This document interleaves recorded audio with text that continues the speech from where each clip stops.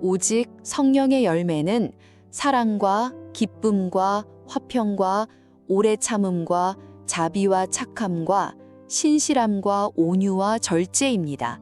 이런 것들을 막을 법은 없습니다. 갈라디아서 5장 22절 23절 말씀이죠. 안녕하세요 여러분, 호스트 스피커입니다. 네, 오늘은 바로 이 성령의 열매에 대해서 핵심만 딱 정리해 드릴게요.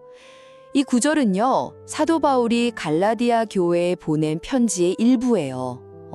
그러니까 우리가 성령님을 따라 살 때 우리 안에서 어떤 아름다운 성품들이 자라나는지를 보여주는 거죠. 육체의 욕망과는 다른 삶의 모습이랄까요? 자, 중요한 포인트 몇 가지 짚어볼게요. 첫째, 성령의 열매는 사실 하나예요. 헬라어 원문에는 카르포스라고 단수로 쓰였거든요. 9가지 사랑, 기쁨, 화평 이렇게 쭉 나오지만 이게 다 따로따로가 아니라 본질적으로는 하나로 연결된 성령 안에서 맺어지는 통일된 성품이라는 거죠. 하나의 포도송이처럼요. 둘째, 이 열매는 성령님이 맺게 하시는 거예요. 우리가 막 노력해서 만들어내는 게 아니라는 거죠. 성령님을 따라 살아갈 때 우리 삶에서 자연스럽게 나타나는 결과물이에요. 갈라디아서에서도 육체의 일과는 완전 다르다고 강조하잖아요. 그렇죠. 마지막 셋째, 9가지 열매 각각이 정말 깊은 의미를 담고 있어요. 아가페 사랑, 환경을 뛰어넘는 기쁨, 하나님 그리고 사람과의 평화, 인내, 친절, 선함, 믿음직함, 부드러움, 또 자기 통제까지. 이 모든 게 어우러져서 그리스도인의 성품을 만들어가는 거죠. 그러니까 결국 성령의 열매는 우리가 그리스도를 따를 때 성령님께서 우리 안에 섬세하게 빚어가시는 하나의 아름답고 통합된 성품이라고 할 수 있겠습니다. 오늘 내용은 여기까지입니다. 성령의 열매가 여러분 삶에 가득하기를 바랍니다. 잠시 후에는요, 이 주제에 대해 좀 더 깊이 파고드는 심층 분석 시간이 이어질 테니까요. 기대해 주세요.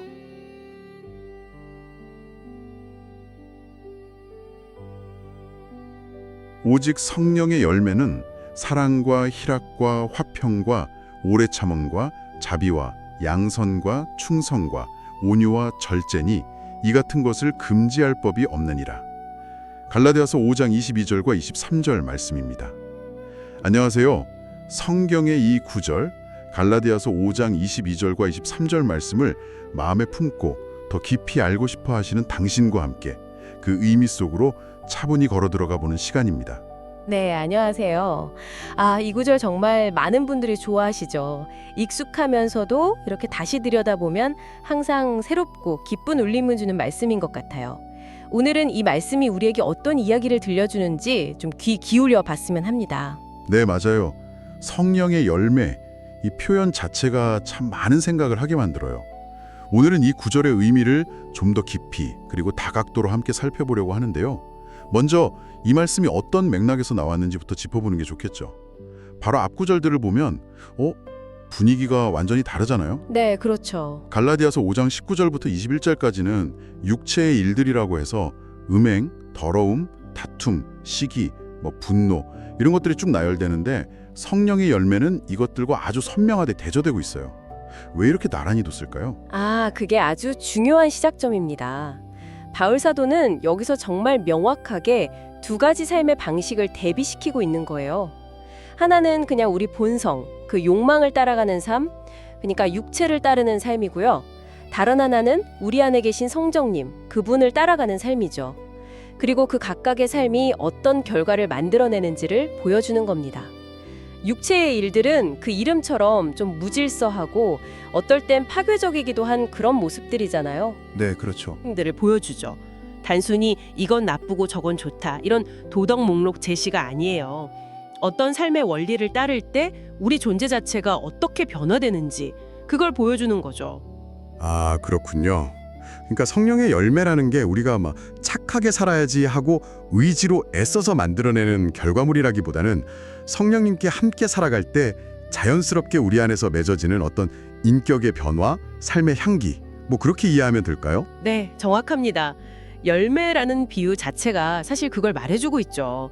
좋은 땅에 심긴 나무가 햇빛 잘 받고 물 잘 먹으면 자연스럽게 열매를 맺잖아요. 네. 그런 것처럼 우리 마음이 성령님 안에 이렇게 깊이 뿌리를 내리고 그분의 인도하심에 순종할 때 우리 삶에 이런 아름다운 모습들이 저절로 나타난다는 거예요.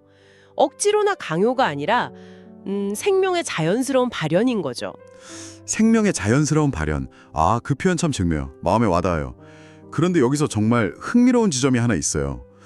보통 우리가 성령의 9가지 열매들 이렇게 복수로 말하는 경우가 참 많잖아요. 네, 그렇죠. 흔히 그렇게 부르죠. 근데 원문, 그러니까 헬라어 성교를 보면 열매라는 단어, 그 카르포스라는 단어가 단수로 쓰였다는 거예요. 이게 어떤 의미가 있는 걸까요? 네, 바로 그 점이 이 구절을 이해하는데 아주 중요한 열쇠 중 하나입니다.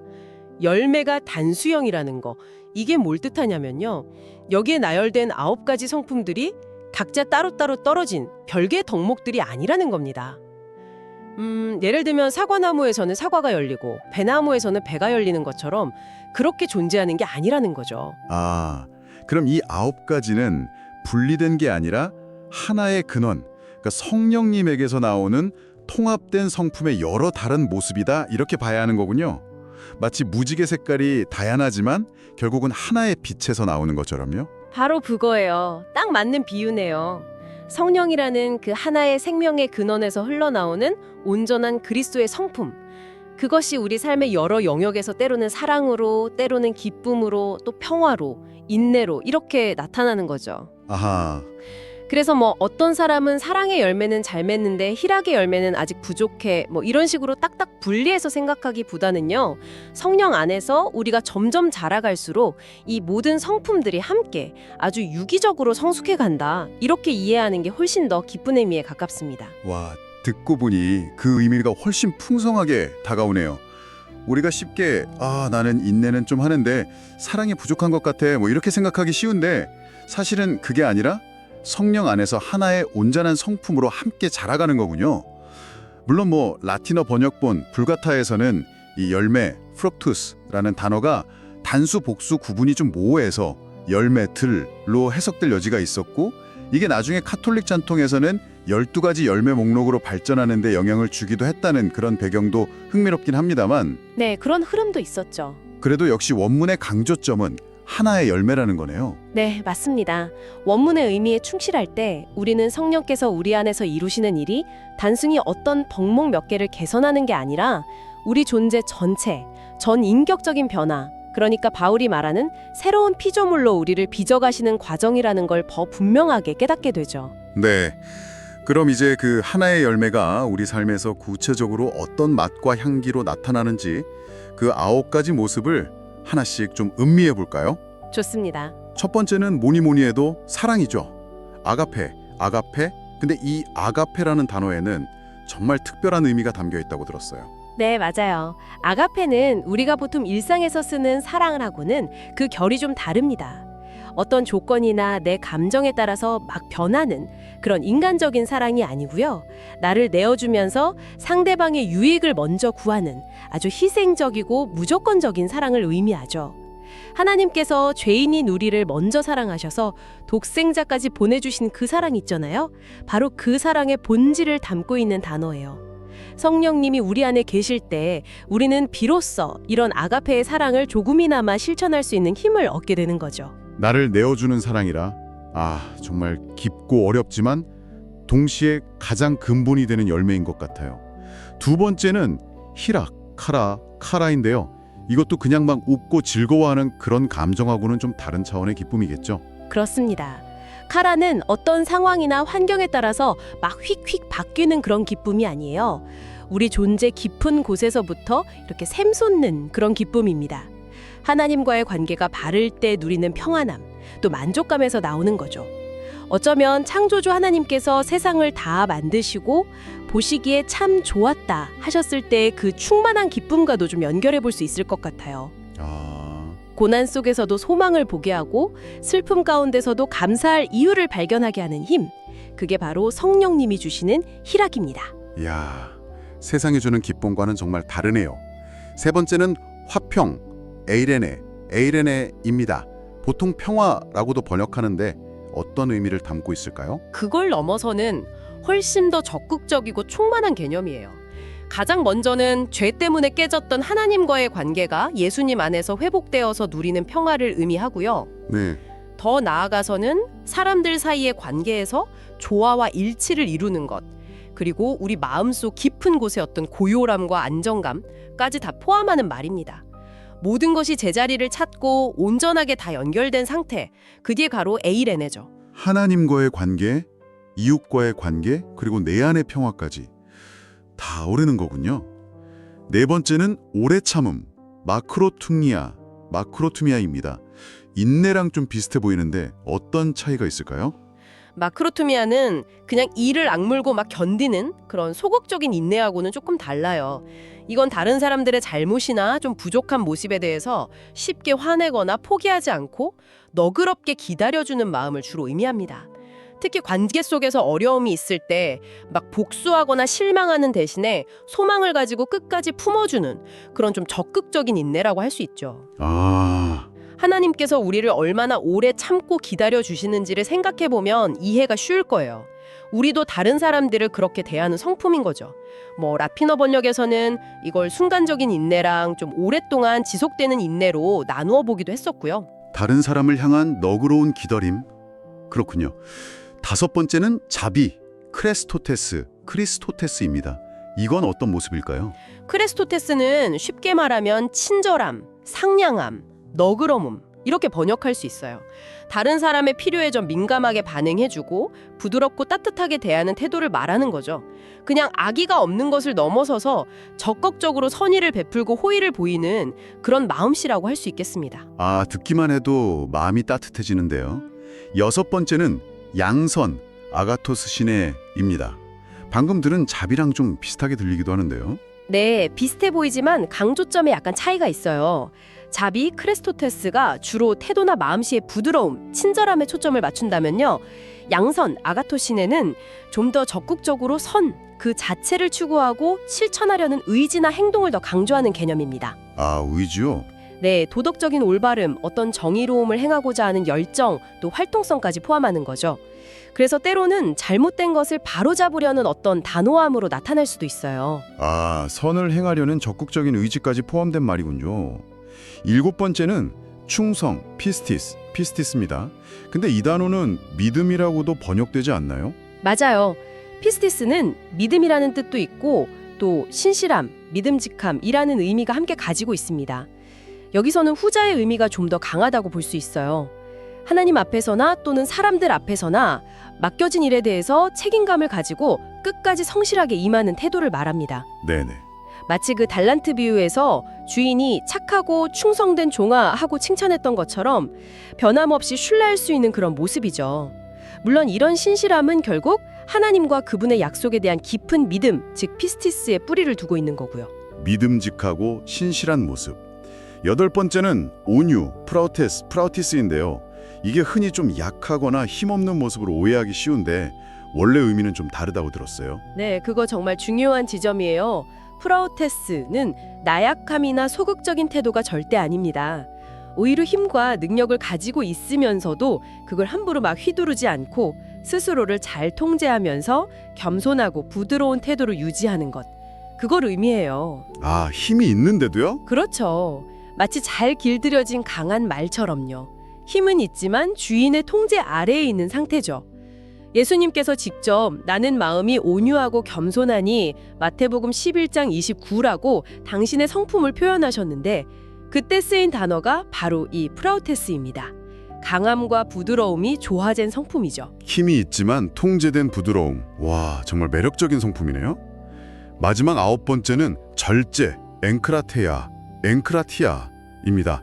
이거는 이름 그대로 자신을 잘 제어하는 능력이겠군요. 네, 그렇습니다. 앵크라테아는 자기 통제력, 즉 자신의 어떤 욕망이나 감정, 충동 같은 것들을 성령님의 인도하심 안에서 잘 다스리고 조절하는 능력을 말해요. 먹고 싶은 대로 다 먹거나 화나는 대로 막 다 표현하는 게 아니라 하나님의 뜻에 맞게 자신의 생각과 말과 행동을 잘 다스리는 그런 성숙한 모습이죠. 이 9가지 성품들이 결국은 하나의 열매로서 우리 안에서 조화롭게 나타나는 겁니다. 사랑에서 시작해서 절제로 이렇게 마무리되는 9가지 모습을 보니까 정말 우리 삶의 거의 모든 영역을 다 아우르는 것 같아요. 그런데 혹시요, 이 9가지가 성령의 열매의 전부는 아닐 수도 있을까요? 그러니까 바울이 제시한 이 목록이 완전한 목록이 아닐 수도 있다는 생각도 좀 드는데요. 친구니 그렇게 생각해 볼 수 있습니다. 실제로 바울이 다른 편지들에서 성령의 은사 목록을 제시할 때도 보면요. 고린도전서 12장이나 로마서 12장, 에베소서 4장에 나오는 목록들이 조금씩 다르거든요. 아, 맞아요. 이건 바울이 성령께서 하시는 일의 모든 측면을 하나하나 다 열거하려고 했다기보다는 대표적인 예시들을 들어서 설명하려고 했다는 걸 보여주죠. 마찬가지로 이 성령의 열매 목록 역시 성령을 따라 사는 삶에서 나타나는 아름다운 성품들의 대표적인 예시들이라고 볼 수 있습니다. 중세 신학자인 토마스 아퀴나스 같은 분도 바울이 열매의 정확한 개수를 딱 정해주려고 한 건 아니라고 해석하기도 했고요. 아하. 중요한 건 그 개수 자체가 아니라 성령께서 우리 안에서 이런 생명의 열매를 맺으신다는 그 사실 자체인 거죠. 그렇군요. 개수에 너무 얽매이기보다는 성령께서 우리 삶에 이루시는 그 변화 자체에 초점을 맞추는 게 중요하겠네요. 결국 이 모든 아름다운 열매의 근원은 성령 하나님이시라는 점을 다시 한번 확인하게 됩니다. 그런데 이 성령의 열매라는 개념이 혹시 구약 성경하고도 뭔가 연결되는 지점이 있을까요? 있습니다. 아주 깊은 연결고리가 있죠. 이 성령의 열매 사상이 신약 시대에 갑자기 톡 튀어나온 게 아니에요. 구약, 특히 이사야서 같은 선지서들에 이미 그 뿌리를 깊이 두고 있습니다. 아, 구약의 예언과 연결되는군요. 좀 더 구체적으로 말씀해 주실 수 있나요? 네. 이사야서를 자세히 보면요. 앞으로 오실 메시아 시대, 그러니까 하나님의 다스림이 온전히 이루어지는 시대가 되면 하나님의 영, 즉 성령께서 그분의 백성들에게 아주 풍성하게 부어질 거라고 예언해요. 그리고 그 결과 마치 메마른 땅의 옥토로 변하는 것처럼 그들의 삶에 놀라운 변화가 일어나서 열매를 맺게 될 거라는 예언이 반복해서 나옵니다. 네. 예를 들어 이사야 32장을 보면 성령이 임하시면 정의와 공의가 강물처럼 흐르고 그 결과로 화평, 샬롬, 평안, 영원한 안전이 있을 거라고 말하거든요. 여기서 화평, 평안 이런 단어들이 갈라디아서의 열매하고 딱 연결이 되죠. 와, 정말 그렇네요. 심지어 이사야 57장에 70인역이라고 하는 그 구약을 헬라어로 번역한 성경 있잖아요. 네, 70인역이요. 네. 그 70인역의 어떤 사본에는 성령 푸뉴마께서 평화 에이렌의 오래 참음 마크로투미아, 기쁨 카이레인과 같은 열매 카르포스를 맺게 하실 거라는 약속이 나온대요. 근데 이건 갈라디아서 5장 22절에 나오는 단어들하고 거의 그대로 일치한다는 분석도 봤어요. 정말 놀라운데요. 네, 정말 놀라운 일치죠. 이게 뭘 보여주냐면요. 바울이 성령의 열매를 이야기할 때 단순히 개인의 어떤 윤리적인 성숙, 그 차원에 넘어서서 훨씬 더 장엄한 그림을 그리고 있었다는 겁니다. 더 큰 그림이요? 네. 즉, 구약 선지자들이 오랫동안 예언했던 바로 그 약속, 성령 강림을 통해서 시작될 하나님의 새로운 창조와 하나님 나라의 회복이라는 거대한 구원 역사적인 맥락 속에서 이 열매를 이해했다는 거죠. 우리가 맺는 성령의 열매 하나하나가 바로 그 새 시대, 새 창조가 이미 우리 안에서 시작되었다는 아주 강력한 증거인 셈입니다. 와, 단순히 그냥 좋은 사람이 되자 이런 차원이 아니라 하나님의 그 거대한 구원 계획에 우리가 지금 참여하고 있다는 증거라니 이 열매를 맺는 삶의 의미가 정말 완전히 다르게 다가오는데요. 그렇다면 우리가 이 열매를 맺는 삶을 살기 위해서 구체적으로 어떻게 해야 하는 걸까요? 갈라디아서 5장 바로 다음 구절들 24절과 25절이 그 실마리를 딱 제공해 줍니다. 그리스도 예수의 사람들은 육체와 함께 그 정욕과 탐심을 십자가에 못 박았느니라. 만일 우리가 성령으로 살면 또한 성령으로 행할지니. 네. 여기서 핵심은 두 가지예요. 첫째는 십자가에 못 박는 것, 즉 예수님과 함께 나의 옛자아, 그 육체의 소욕을 죽은 것으로 여기는 결단이 필요하고요. 둘째는 성령으로 행하는 것, 영어로는 walk by the spirit이라고 하죠. 매일매일의 삶에서 내 생각이나 내 의지가 아니라 성령님의 인도하심과 그 능력의 의지에서 살아가는 겁니다. 열매는 바로 이런 삶에 대한 자연스러운 결과로 주어지는 것이죠. 내가 막 노력해서 억지로 맺는 게 아니라 내 안에 옛사람을 십자가에 넘기고 성령님을 따라 살아갈 때 성령께서 맺게 하시는 거군요. 그래서 23절 마지막에 이 같은 것을 금지할 법이 없느니라고 한 거군요. 율법의 조문으로는 이런 삶의 열매를 만들어낼 수도 없고 또 막을 수도 없다. 뭐 이런 의미로 들리는데요. 정확합니다. 율법은 뭘 해라, 하지 마라 이렇게 요구는 하지만 우리에게 그걸 행할 힘을 주지는 못하잖아요. 하지만 성령께서는 우리 안에 오셔서 우리를 변화시키시고 사랑하고 기뻐하고 화평하며 오래 참고 자비와 양선을 행하고 충성하고 온유하며 절제할 수 있는 힘과 생명을 주시는 거죠. 이렇게 성령 안에서 맺어지는 열매는 율법의 요구를 훨씬 뛰어넘는, 어떻게 보면 율법의 정신을 온전히 이루는 삶이기 때문에 어떤 율법 조항으로도 정죄하거나 금지할 수가 없는 겁니다. 오히려 율법의 완성이라고 할 수 있겠죠. 은사는 주로 어떤 사역이나 교회의 유익을 위한 능력이나 기능에 좀 더 가깝다면 열매는 우리 존재 자체의 변화, 그러니까 성품의 변화에 초점이 맞춰진 것 같네요. 네, 아주 좋은 구분입니다. 물론 둘 다 성령께서 주시는 거고 서로 연결되어 있긴 하지만요. 일반적으로 은사는 좀 더 외적인 능력이나 직임과 관련이 되고 열매는 내적인 인격과 성품의 성숙과 관련이 깊죠. 고린도전서 13장에서 바울이 아무리 놀라운 은사를 행할지라도 사랑, 즉 아가페, 열매의 첫 번째죠. 그 사랑이 없으면 아무것도 아니라고 그렇게 강조한 것을 보면 이 성품의 변화인 열매가 우리 신앙 여정에서 얼마나 근본적이고 중요한지를 다시 한번 생각하게 됩니다. 네, 오늘 우리는 갈라디아서 5장 22절과 23절을 통해서 성령의 열매가 단순히 좋은 덕목 9가지를 나열한 목록이 아니라는 것을 확인했습니다. 오히려 성령이라는 하나의 뿌리에서 나와서 서로 깊이 연결된 통합적인 성품의 아름다운 모습이라는 것을 함께 살펴보았죠. 그리고 이 열매가 단지 개인적인 성품 개발의 문제를 넘어서서요, 구약시대부터 이어져 온 하나님의 약속, 즉 성령을 통해 우리를 새롭게 창조하시고 회복시키시는 그 위대한 구원 역사가 바로 나의 삶 속에서 이루어지고 있다는 놀라운 증거라는 점도 나누었습니다. 어쩌면 이 열매들이야말로 우리 안에 이미 시작된 하나님의 새 창조를 보여주는 가장 확실한 증거일지도 모르겠습니다. 그렇다면 오늘 당신의 삶의 자리에서 이 사랑과 희락, 화평과 오래 참음, 자비와 양선, 충성과 온유, 절제의 열매를 아주 조금이라도 더 나타내려고 마음을 쓰고 애쓰는 그 작은 몸짓 하나하나가 실은 하나님의 세상을 새롭게 하시는 그 크고 놀라운 일에 동참하는 길이 되는 것은 아닐까요?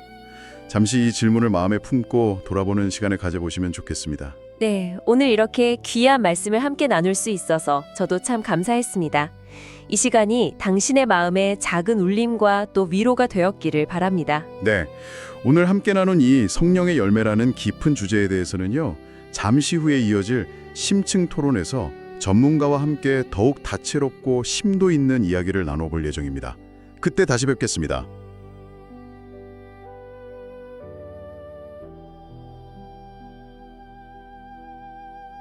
그러나 성령의 열매는 사랑과 기쁨과 화평과 인내와 친절과 선함과 신실과 온유와 절제입니다.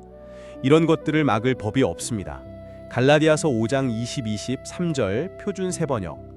안녕하십니까? 더 디베이트에 오신 것을 환영합니다. 반갑습니다. 네, 오늘은 많은 분들에게 참 익숙하고 또 중요한 구절이죠. 갈라디아서 5장 22절과 23절에 나오는 성령의 열매에 대해서 좀 깊이 이야기 나눠보려고 합니다. 이게 그리스도인의 삶에서 성령님이 어떻게 일하시는지 보여주는 아주 핵심적인 구절로 우리가 보통 생각하는데요. 근데 이 열매의 본질을 정확히 어떻게 이해해야 할지 이 부분에 대해서는 사실 꽤 오랫동안 다양한 견해가 있어 왔습니다. 네, 맞습니다. 특히 오늘 우리가 집중해서 다룰 질문은 이거죠. 사도 바울이 말한 성령의 열매가 9가지, 그러니까 사랑, 기쁨, 화평, 이렇게 각각 독립된 개별적인 덕목들을 의미하는 걸까? 아니면 성령께서 우리 안에서 맺으시는 어떤 하나의 통일된 결과를 다양한 아름다운 측면들로 보여주는 걸까?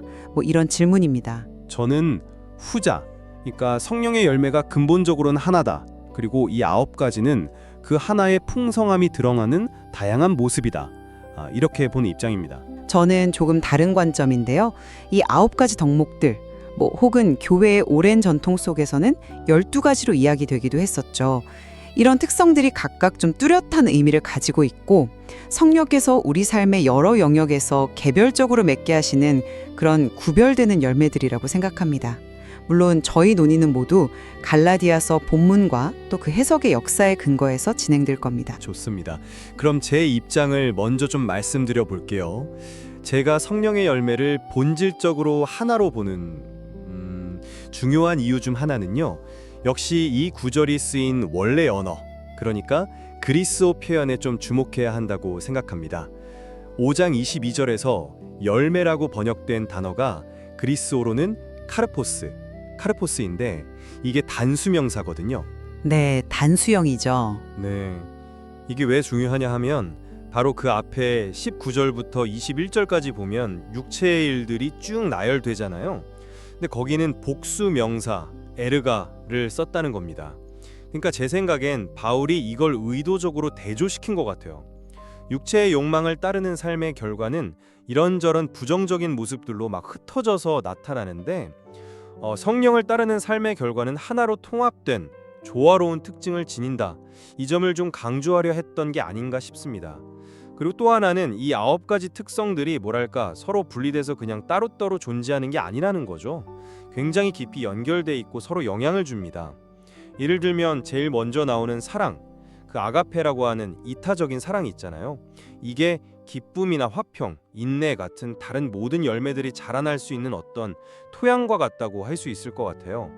우리가 잘 익은 과일 하나를 생각해보면 단맛도 나고 좋은 향기도 나고 빛깔도 곱고 이런 게 다 함께 있잖아요. 그런 것처럼 성령의 열매도 한 인격 안에서 이런 다양한 덕목들이 함께 어우러져서 나타나는 그런 유기적인 모습으로 이해해야 한다고 봅니다. 어떤 학자들은 바울이 이 열매라는 표현을 쓸 때 그 구약 성경, 특히 이사야서 같은 곳에서 성령께서 새 시대에 가져올 어떤 풍성한 열매 맺음, 이게 단순히 목록이 아니라 정의, 평화 같은 신적인 속성이 가득한 상태를 말하는 거죠. 이걸 염두에 두었을 것이다 이렇게 보기도 하고요. 이게 결국 성령 안에서의 삶이 가져오는 어떤 통일된 변화라는 개념과 잘 맞아떨어집니다. 그래서 결론적으로 성령의 열매는 우리가 막 노력해서 하나씩 따내야 하는 그런 덕목 리스트라기보다는 성령님과의 관계 속에서 우리 인격 전체가 자연스럽게 변화되면서 나타나는 하나의 증거다. 저는 이렇게 생각합니다. 기억의 통일된 변화라는 걸 더 잘 보여준다는 거죠. 네, 흥미로운 해석입니다. 그 원어의 단수 표현과 구약 배경까지 연결하시는 부분이요. 하지만 저는 좀 다른 측면에서 접근하고 싶은데요.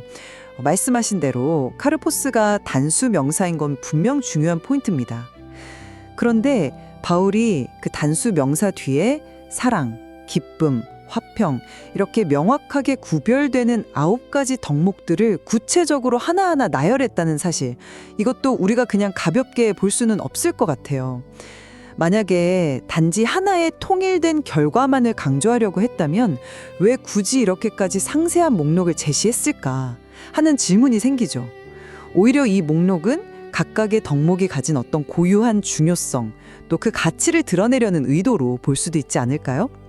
마치 우리가 과일 바구니를 이야기할 때 그냥 통칭해서 과일이라고 부르지만 그 안에는 저마다 다른 맛과 모양을 가진 사과도 있고 배도 있고 포도도 있고 우리는 각각의 가치를 다 인정하잖아요. 약간 그런 느낌과 비슷하지 않을까 싶습니다. 더 나아가서 교회의 오랜 전통, 특히 이제 카톨릭 전통에서는 불가타, 벌가타라고 불리는 아주 중요한 초기 라틴어 성경 번역본의 기초에서 12가지 성령의 열매를 이야기해 왔습니다. 카톨릭 교회 교리서 832항에도 나오는데요. 기존 9가지에 다가 인내, 관용, 정결 같은 것들이 더해진 목록이죠. 물론 이게 후대의 라틴어로 옮기는 과정에서 일부 확장된 측면이 있다고 볼 수도 있지만 그래도 초기 교회부터 각 덕목을 개별적으로 중요하게 여기고 깊이 생각해왔다는 점을 보여주는 증거라고 생각합니다. 9이든 12이든 그 숫자 자체가 중요하다기보다는 각 덕목의 개별적인 가치를 인식하고 묵상해 온 그런 전통이 있다는 사실이 중요하다고 봅니다. 또 그리스어 단어들이 가진 그 풍부한 의미도 좀 생각해 봐야 할 것 같아요. 때로는 그리스어 단어 하나가 가진 복합적인 의미를 우리말로 딱 떨어지게 옮기기가 어려울 때가 많잖아요. 예를 들어서 마크로투미아라는 단어는 보통 오래 참음이나 인내로 번역되지만 이게 단순히 시간을 견딘다는 의미뿐만 아니라 고통 속에서도 쉽게 화내지 않는 어떤 내적인 강인함까지 포함하는 꽤 넓은 의미를 가지고 있거든요.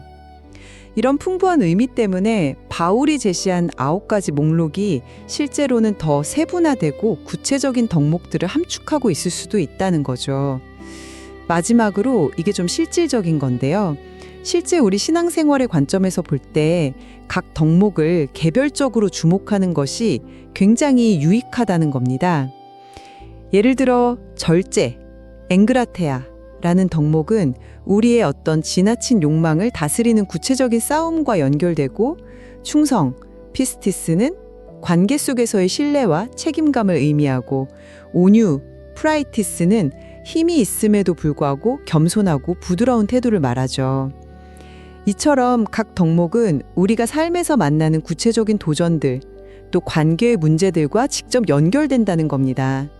따라서 각 영역에서 성령께서 어떻게 나를 도우시는지 구체적으로 인식하고 기도하면서 실천할 때 우리의 신앙이 더욱 실제적으로 성장할 수 있다고 생각해요.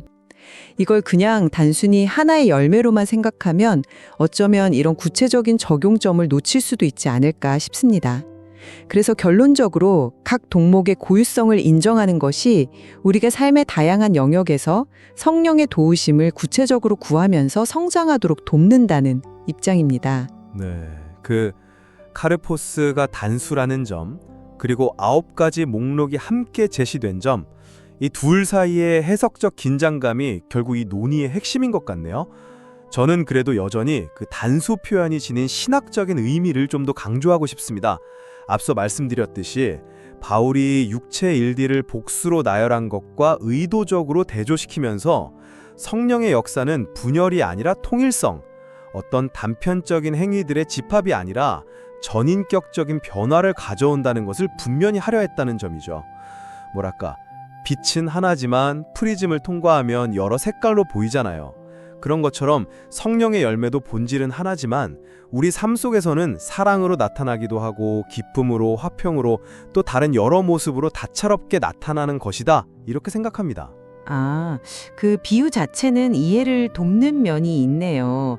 하지만 그 단수 표현이 반드시 개별 요소들의 중요성을 약화시킨다고 단정할 필요는 없을 것 같아요. 예를 들어서 카르포스를 어떤 집합적인 의미, 포도송이 같은 걸로 이해할 수도 있지 않을까요? 송이는 분명 단수지만 그 안에는 많은 포도알들이 각자의 존재감을 다지고 있잖아요. 혹은 바울이 성령 안에서 나타나는 삶의 특징들을 쭉 열거하면서 그냥 대표적인 예시들을 보여준 것일 수도 있고요. 그러니까 이 9가지가 성령의 열매의 전부는 아닐 수도 있다. 이런 가능성도 좀 열어둘 수 있지 않을까 싶습니다. 12가지 목록에 대한 언급도 참 흥미로운 지점인데요. 말씀하신 대로 가톨릭 전통은 라틴어 불가타 번역의 기초에서 12가지를 언급해왔죠. 그런데 이게 사실 그리스어 원문에 있는 마크로투미아, 오래 참음나 프라우테스, 온유, 엥크라테이아, 절제 같은 단어들이 워낙 풍부한 의미를 담고 있다 보니까 이걸 라틴어로 좀 더 자세히 풀어서 설명하려다 보니 페이션티아, 인내, 롱가니미타스, 오래 참음, 만수에투도, 친절 관용, 모데스티아, 겸손 단정함, 컨티넨티아, 자제력, 카스티타스, 정결, 이런 식으로 좀 세분화되면서 나타난 현상으로 보여지도 있거든요. 그러니까 완전히 새로운 덕목이 추가됐다기보다는 원문의 의미를 더 자세히 설명하려는 시도였다는 거죠. 실제로 1979년에 개정된 새 불가타, 노바 불가타, 성경, 이게 원문에 좀 더 충실하고자 했던 개정판입니다. 에서는 이 목록을 다시 9가지로 수정해서 그리스어 원문에 더 가깝게 돌아갔다는 점도 한번 생각해 볼 만합니다. 결국 핵심은 덕목의 숫자가 몇 개냐라기보다는 이 모든 것이 성령의 역사하심의 결과다라는 점이 아닐까요? 네, 그 세 불가타에서 9가지로 돌아간 것은 맞습니다. 그 점은 인정합니다. 하지만 그렇다고 해서 그 12가지 목록이 수세기 동안 신자들의 영성 생활에 깊은 영향을 미쳐왔다는 역사적인 사실 자체를 가볍게 볼 수는 없을 것 같아요. 그 전통 안에서 수많은 사람들이 관용이라든지 겸손, 정결과 같은 덕목들을 개별적으로 깊이 성찰하면서 영적인 성장을 추구해 왔거든요. 그러니까 숫자의 차이 자체보다도 그 전통이 우리에게 각 덕목의 풍부함을 더 깊이 이해하도록 이끌었다는 그런 긍정적인 면을 볼 필요가 있다는 거죠. 중요한 것은 역시 각 덕목이 우리 삶에서 어떤 의미를 가지고 또 어떻게 실천될 수 있는지 그걸 구체적으로 생각하는 게 아닐까 싶습니다. 구약 배경, 특히 이사야서와의 연결에 대해서도 조금 더 이야기를 나눠보고 싶은데요. 아까 제가 잠시 언급했듯이 이사야 57장 같은 곳에서 예언된 그 열매는 단순히 개인적인 덕목 목록을 넘어서는 의미를 갖는 것 같아요. 그러니까 메시아 시대, 즉 하나님의 통치가 임하는 새 시대에 나타날 정의, 평화, 기쁨 같은 어떤 전반적인 회복과 풍요로움, 이걸 상징한다고 보거든요. 바울은 갈라디아서 전체에서 율법 준수가 아니라 믿음과 성령을 통해서 우리가 이 새 시대에 참여하게 되었다, 이걸 계속 강조하고 있잖아요. 네, 그렇죠. 따라서 그 맥락에서 성령의 열매를 언급할 때 이사야가 말했던 그 포괄적인 열매 개념을 가져와서 성령 안에서 살아가는 삶의 총체적인 결과를 묘사했다. 이렇게 보는 것이 좀 더 자연스러워 보입니다. 구약의 배경이 바울의 생각을 이해하는 데 유용하다는 점에는 저도 전적으로 동의합니다. 하지만 바울이 단순히 구약 개념을 그냥 반복한 것이 아니라 갈라디아 교회가 처했던 아주 구체적인 상황, 예를 들면 율법주의자들의 가르침 때문에 생긴 혼란이라든지 공동체 안의 갈등 같은 것들, 여기에 답하기 위해서 그 개념을 더 구체화했을 가능성도 생각해봐야 한다고 봅니다. 갈라디아서 5장 15절에 보면 서로 물고 먹으면 피차 멸망할까 조심하라는 아주 강한 경고가 나오잖아요. 네, 무서운 말씀이죠. 그렇죠. 그리고 19절 이하에 나열된 육체의 일들을 보면 다툼, 시기, 분냄, 당파심 이런 것들이 당시 교회의 심각한 문제를 보여주는 것 같거든요. 이런 상황에서 바울은 성령 안에서의 삶이 가져오는 구체적인 변화들을 명확하게 제시함으로써 육체의 일들과는 완전히 다른 대안적인 삶의 방식을 보여줄 필요가 있었을 겁니다. 따라서 이사야의 어떤 포괄적인 의미에 더해서 각 덕목의 구체적인 실천을 강조했을 가능성도 충분히 있다고 봅니다. 그렇군요. 그럼 마지막으로 이 덕목들 간의 관계에 대해서 한번 정리해 봅시다. 저는 아까 9가지 덕목들이 서로 분리될 수 없는 유기적인 관계에 있다고 말씀드렸는데요. 특히 그 첫 번째 열매인 사랑, 아가페, 이게 다른 모든 열매들이 자랄 수 있는 뿌리와 같다고 생각해요. 고린도전서 13장에서 사랑이 없으면 모든 것이 헛되다고 말한 것처럼 말이죠. 진정한 기쁨이나 화평, 인내 같은 것들은 하나님과 이웃을 향한 이 아가페 사랑에 기초할 때 비로소 온전하게 맺힐 수 있다고 봅니다. 그러니까 하나의 열매가 성숙하면 다른 열매들도 자연스럽게 함께 자라난다. 이렇게 보는 거죠. 네, 각 열매가 서로 연결되어 있다는 점에는 저도 동의합니다. 당연히 그렇죠. 하지만 그렇다고 해서 각 열매가 가진 고유한 역할이나 중요성이 약해져서는 안 된다고 생각해요. 오히려 각 열매는 우리가 싸워야 할 어떤 특정한 육체의 욕망과 짝을 이루어서 나타나는 경우가 많은 것 같습니다. 예를 들자면 오래 참음, 마크로투미아는 쉽게 화를 내는 그런 마음과 싸우는 덕목이고, 절제, 앵크라테이아는 끝없는 욕심을 다스리는 힘이고, 충성, 피스티스는 믿음 없는 세상 속에서 신실함을 지키는 것이죠. 이렇게 볼 때 각 덕목은 신앙생활의 구체적인 현장에서 우리가 성령님의 도우심을 구하면서 훈련해야 할 영역들을 명확하게 보여준다는 겁니다. 이걸 단순히 사랑 하나로만 묻기보다는, 예를 들어 온유함이 부족한 사람은 온유의 열매를 맺기 위해서, 절제가 어려운 사람은 절제의 열매를 맺기 위해서 구체적으로 성령의 도우심을 구하고 또 의지적으로 노력하는 것이 실제적인 성장에 더 도움이 될 수 있다고 생각해요. 성령님은 우리의 약한 바로 그 지점에서 우리를 도우시고 열매 맺게 하시는 분이니까요. 네, 오늘 저희는 갈라디아서 5장의 성령의 열매가 본질적으로 하나의 통일된 결과인지, 아니면 9가지 혹은 뭐 그 이상의 뚜렷이 구별되는 덕목들의 목록인지에 대한 서로 다른 두 가지 관점을 좀 깊이 있게 살펴보았습니다.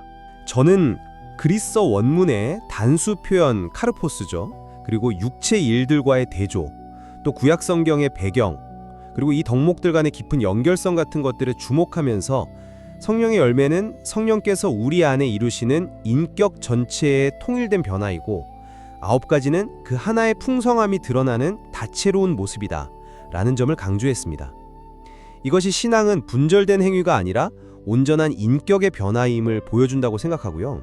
저는 바울이 구체적으로 9가지 덕목을 나열했다는 점, 그리고 교회의 오랜 전통 속에서 각 덕목이 개별적으로 중요하게 다루어져 왔다는 점, 또 실제적인 신앙 성장을 위해서는 각 덕목의 고유한 가치와 실천 영역에 주목해야 한다는 점을 들어서 성령께서 우리 삶의 여러 영역에서 맺게 하시는 뚜렷이 구별되는 열매들로 이해하는 관점을 제시했습니다. 각 덕목을 개별적으로 깊이 생각하고 실천하려고 노력하는 것이 우리의 성장에 실질적인 도움을 준다고 믿습니다. 네, 해석의 관점은 이렇게 다를 수 있지만 오늘 저희 대화를 통해서 분명해진 것은 이 열매 또는 열매들이 우리 그리스도인의 삶에 성령 하나님께서 함께 하시고 또 일하신다는 아주 확실한 증거라는 점, 그리고 육체의 일과는 근본적으로 다른 거룩하고 새로운 삶의 방식을 보여준다는 점입니다. 이 점에는 우리 모두 깊이 공감할 거라고 생각합니다. 그렇습니다. 결국 가장 중요한 것은 열매의 숫자가 9개냐 12개냐 하나냐 이런 문쟁 자체보다도 이 열매들이 보여주는 그 예수님을 닮은 삶의 모습이 우리 각자의 삶 속에서 성령님의 도우심을 통해서 실제로 나타나고 또 시간이 흐르면서 더욱 풍성하게 자라가도록 힘쓰는 것, 그것일 겁니다.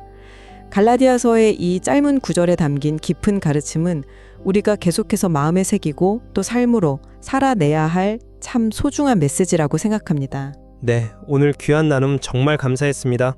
들어주신 여러분 고맙습니다. 다음 시간에 다시 찾아뵙겠습니다.